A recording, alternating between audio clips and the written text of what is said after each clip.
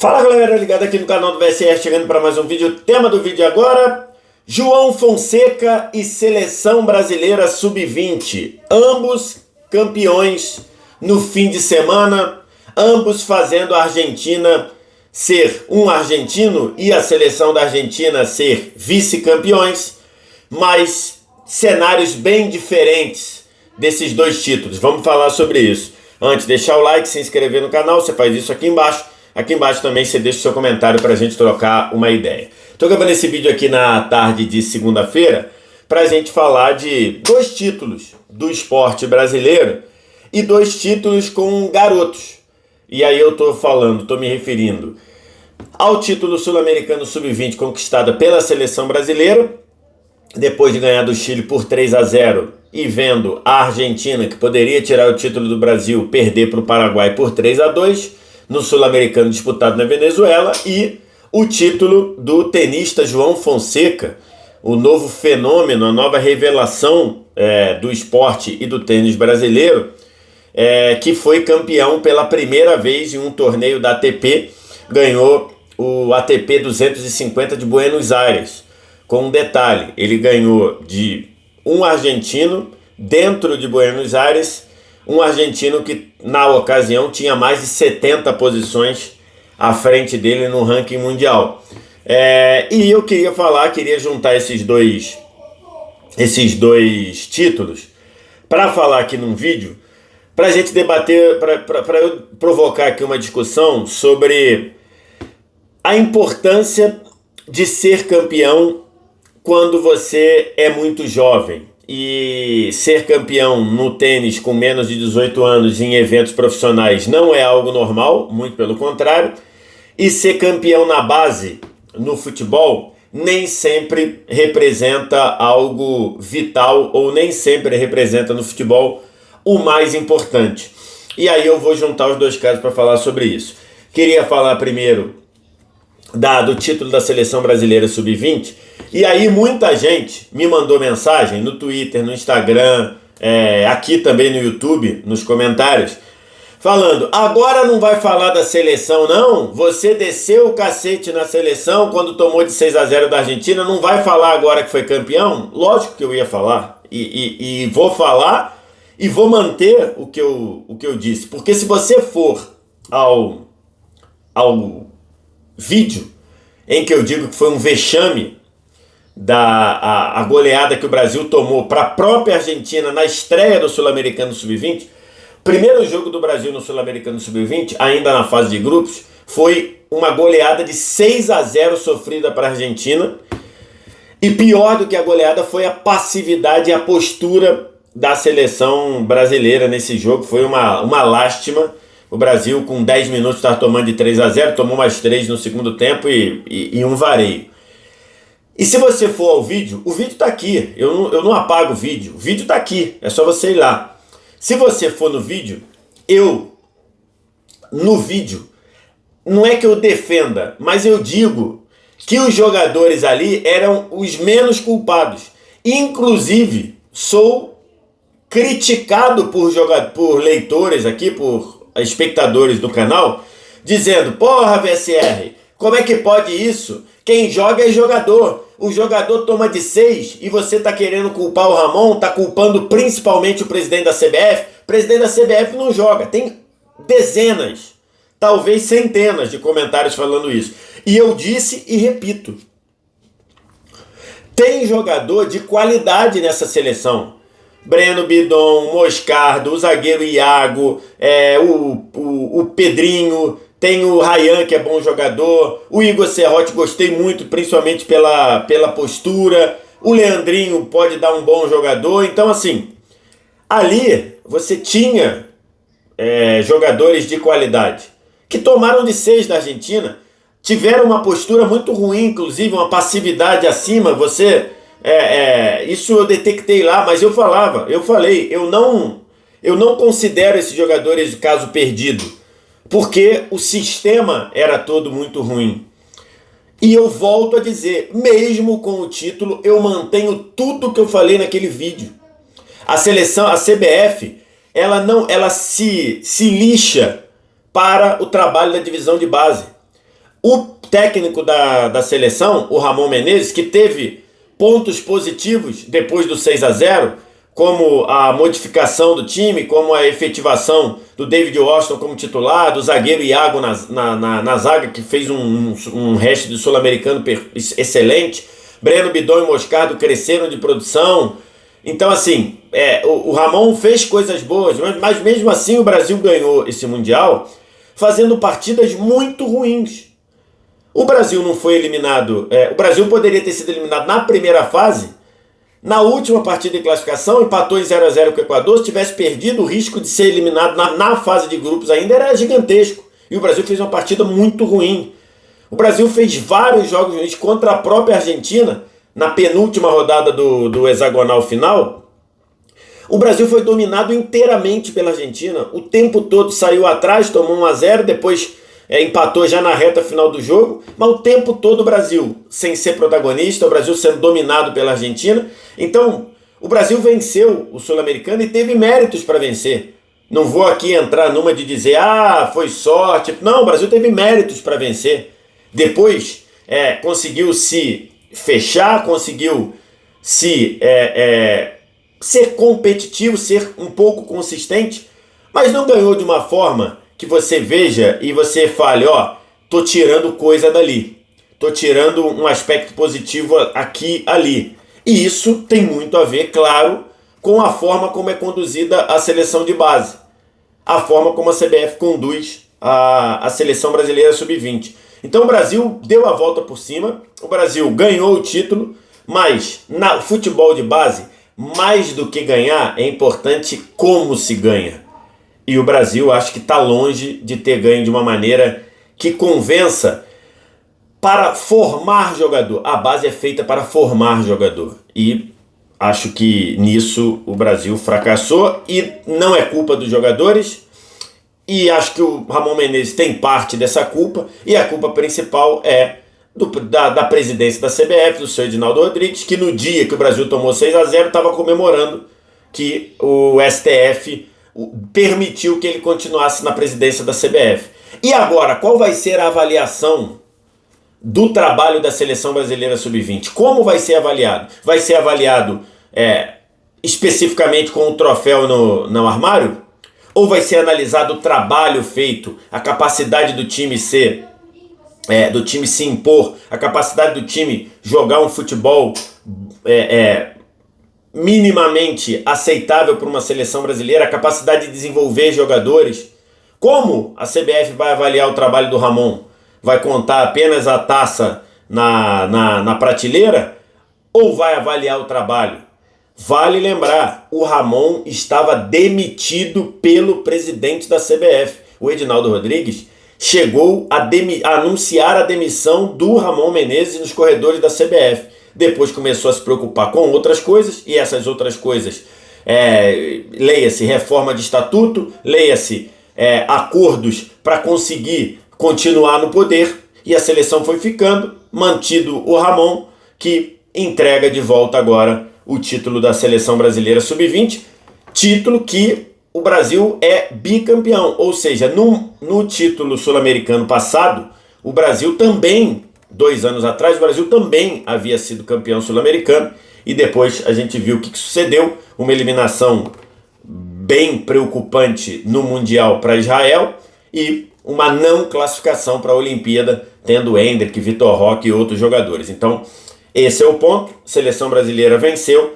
mas mais do que vencer, o importante é, na base, pelo menos a minha opinião, e eu falo isso sempre, é só procurar Twitter, Instagram, aqui no próprio YouTube, eu falo sempre que na base, mais do que ganhar, o importante é como se ganha. E falando em como se ganha, o João Fonseca, tenista do Rio de Janeiro, 18 anos de idade, no fim do ano ganhou o Next Gen, que é como se fosse um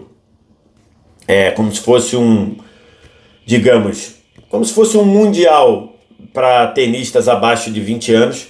Ele foi campeão, depois começou a jogar torneios profissionais, ganhou o Challenger, se eu não me engano, de Canberra, antes do Australian Open, ganhou o Qualifying do Australian Open. No jogo de estreia dele, ele superou o nono do mundo, o nono colocado do ranking mundial, até ser derrotado na segunda rodada.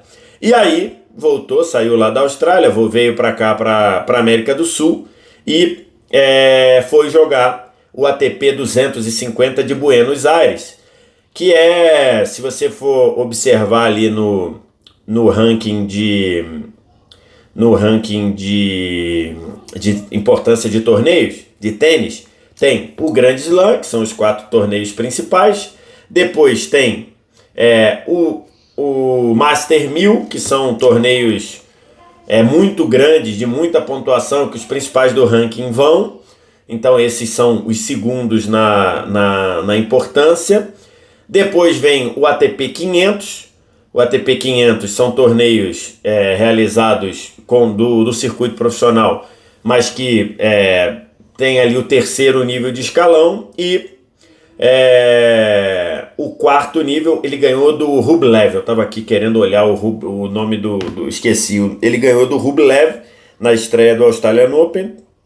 O Rublev era na ocasião o nono do mundo, e depois do ATP 500 tem o ATP 250, então um torneio profissional. Só para vocês terem uma ideia, no ATP de 250 de Buenos Aires estava o segundo melhor do mundo, o alemão o Alexander Zverev, que foi derrotado na semifinal, ou nas quartas de final, melhor dizendo, foi derrotado nas quartas de final pelo Francisco Cerúndolo, que foi o cara que perdeu para o João Fonseca na final. Então o João Fonseca fazendo a sua primeira final de torneio da ATP, acabou sendo campeão, ganhando do Francisco Cerúndolo, que na ocasião era o 28º do ranking mundial, e o João Fonseca, o brasileiro, o novo fenômeno do tênis, era o 99º, agora subiu, se eu não me engano, para 68º. E a partida foi uma vitória, que eu diria épica, do João Fonseca, não pela importância do torneio, mas pelas circunstâncias dele. E aí, fazendo paralelo com a seleção brasileira sub-20, se o João Fonseca tivesse perdido o jogo, e ele teve 2 chances para fechar o jogo, e ele jogou mal nesses momentos que ele teve para fechar o jogo, se ele por um acaso tivesse perdido o segundo set, tomado a virada e tivesse perdido o terceiro set, a trajetória dele estava a trajetória muito bem feita, estava a trajetória ideal, do jeito que deveria funcionar, com o João Fonseca subindo parâmetros, com o João Fonseca melhorando a cada dia, acrescentando experiências, acrescentando o jogo ao seu arsenal, sem muita pressa, sem muita pressão, indo fazendo aos poucos. O Zverev, esse tenista que é o segundo do mundo, deu uma entrevista dizendo que conversou com o João Fonseca em Buenos Aires, sentiu dele um tenista muito pé no chão, um tenista muito calmo, muito tranquilo, e que está muito no caminho certo. Zverev até falou: agora a gente tem que ter um pouco de calma, porque não vai virar número 1 de uma hora para outra, ele é muito jovem, tem muita coisa pela frente, isso é importante ser dito, mas acho que está muito bem percebido pelo João Fonseca. Então está muito claro para qualquer um que acompanha o tênis. Eu não sou um especialista do tênis, vou olhando de vez em quando uma coisa ou outra, mas está muito claro para qualquer um que acompanha tênis que a gente tem no visual aí um jogador diferente. A gente tem aí no visual um jogador que tem tudo para brigar por anos na parte de cima do ranking, entre os 10 primeiros ou coisa muito maior. Mas que isso não vai ser de uma hora para outra. Então o João Fonseca venceu o Cerúndolo, não era favorito. Inclusive, se você pega as cotações aí das casas, o Cerúndolo era bem mais cotado para vencer, até porque é um tenista mais experiente, é um tenista com mais rodagem, é um tenista de melhor ranking. Então, assim, tudo isso a gente sabia que o João não era favorito, mas a postura do João no jogo chama muita atenção. Cerúndolo falou várias coisas do João, que ele bate muito forte na bola, absurdo, realmente, que ele tira os ataques do nada, assim, praticamente, em momentos que ele está pressionado, em momentos que ele está desequilibrado, e ele consegue bater muito forte na bola. Ele tem uma mentalidade de ir pro... Tudo isso quem falou foi o Cerúndolo, tá? Que ele tem uma mentalidade de ir pra bola vencedora, como a gente chama de winner no tênis, que é espantoso. E tudo isso aliado, que é o que eu queria falar aqui, de um mental absurdo. Quando eu converso com esportistas e tudo, eu já ouvi de vários dizendo que talvez o tênis seja o esporte que o mental seja mais exigido. E que o mental do João Fonseca é um troço inacreditável. Só para vocês terem uma ideia, ele quebra o Cerúndolo no primeiro game do jogo e é quebrado na volta. Então, assim, só que quebrar o jogador favorito no primeiro game já te faz se empolgar, subir de produção. É quebrado na volta e você mantém o mesmo o mesmo plano de jogo, depois você volta, fica trocando o game, sempre confirmando o game até quebrar e fechar o primeiro set em 6-4. Depois, no segundo set, ele quase foi quebrado no começo, depois foram trocando games ali até que o João quebra o Cerúndolo no 1-1, 2-2, ele quebra o Cerúndolo no 3-2. E aí vai liderando até sacar para fechar no 5-4. No 5-4 ele joga mal, é quebrado. Aí vai pro 6-5 no saque do Cerúndolo. E ele quebra o Cerúndolo de novo. Ou seja, de novo ele ia sacar para fechar o jogo, é quebrado de novo 6-6. Você olha esse cenário, um garoto, 18 anos, um garoto jogando sua primeira final, na casa do adversário. O jogo era na Argentina contra um tenista argentino. Muita torcida contra. Tinha muita torcida a favor também, mas era muito mais torcida contra. Você tem 2 chances para fechar o jogo. Você com algumas questões físicas, até por uma questão de tá menos acostumado a jogar nesse nível, nessa tensão, nessa exigência física. Você é quebrado 2 vezes para fechar o jogo, para o mental ir embora, é muito comum. E o João Fonseca jogou o tie-break num nível como se ele estivesse treinando contra o seu sparring. Ele fecha o jogo com um 7-1 de fazer o Cerúndolo perder o caminho de casa, ergue o troféu e conquista seu primeiro título na ATP. Não é só o título. Se ele tivesse perdido, a trajetória da semana de soma de experiências estaria muito bem posta. E ele ganhou, e ganhou da forma que ganhou. Para mim, o que me chamou mais a atenção foi o mental. Como pode um garoto de 18 anos na sua primeira final, sacando para fechar o jogo 2 vezes, ter o seu saque quebrado, ir pro tie-break contra um tenista mais experiente, melhor ranqueado, na casa do cara, e você joga o tie-break como se fosse um treino, como se estivesse jogando videogame. Algo fantástico. A gente está vendo nascer um jogador com uma capacidade, com um nível promissor incrível. É isso que nos oferece o João Fonseca, e a gente vai acompanhar com muita atenção a carreira dele, mas desde já totalmente espantado com o que ele está fazendo. Agora ele vai jogar o ATP 500, que é um torneio de nível acima, no Rio de Janeiro, na casa dele. E acho que o nível de exigência desse torneio é bem maior. O João Fonseca vem desgastado aí de vários jogos, um atrás do outro, de muita tensão, muita exigência física. Mas vamos ver o que vai fazer o João Fonseca. Se perder na primeira rodada, segue a vida, normal. Não tem nada de absurdo. Afinal, é um garoto de 18 anos ganhando o primeiro título no seu primeiro torneio, na sua primeira conquista. Mas já é algo incrível e algo para a gente acompanhar com muita atenção. Não é sobre ganhar, é sobre como se ganha. E aqui, nesses 2 exemplos, a gente tem 2 títulos, ambos em cima da Argentina. Como diria o Galvão, ganhar é bom, ganhar em cima da Argentina é melhor. Enfim, e ambos com perfis de conquistas muito diferentes. Quero te ouvir, o que você acha? Diz aqui embaixo como é que você viu o título do Sub-20, como você viu, o que você está esperando do João Fonseca.